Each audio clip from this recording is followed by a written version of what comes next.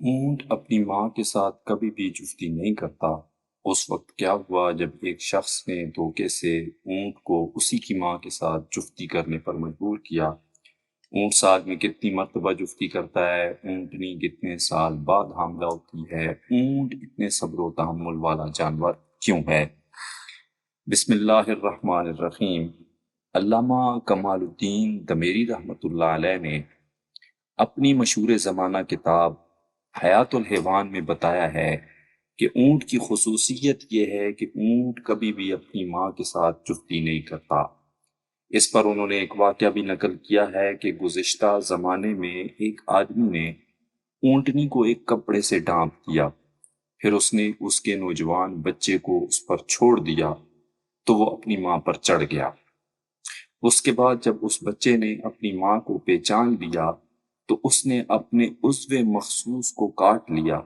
پھر وہ نوجوان اونٹ اس آدمی سے بغض رکھنے لگا اور موقع کی تلاش میں رہنے لگا، یہاں تک کہ اس اونٹ نے موقع پا کر آخر کار اپنے مالک کو موت کے گھاٹ اتار دیا، پھر اس کے بعد خود کو بھی ہلاک کر لیا۔ اس کے بعد وہ بیان کرتے ہیں کہ اونٹ کے ماہرین بتاتے ہیں کہ اونٹ سب سے زیادہ بغض اور کینہ رکھنے والا جانور ہے، لیکن اسی کے ساتھ اس میں صبر و تحمل اور دوسروں پر حملہ کرنے کی صلاحیت بھی ہوتی ہے۔ اونٹ ایسا جانور ہے کہ اس میں پتا نہیں ہوتا، شاید اسی وجہ سے اس کے اندر صبر و تحمل کی بے پناہ قوت ہوتی ہے۔ اونٹ کی عادت ہے کہ وہ سال بھر میں صرف ایک بار جفتی کرتا ہے، لیکن اس کی جفتی دیر پا ہوتی ہے اور وہ اس دوران بار بار انزال کرتا ہے۔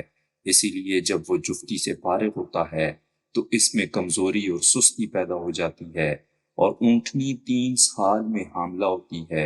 اونٹ کانٹے دار درختوں کے پتے مزے لے کر کھاتا ہے، اس لیے کہ اس کی انتڑیاں بہت مضبوط ہوتی ہیں، اسے خاردار چیز کو ہضم کرنے میں پریشانی نہیں ہوتی، لیکن اونٹ جو کو بڑی مشکل سے ہضم کر پاتا ہے۔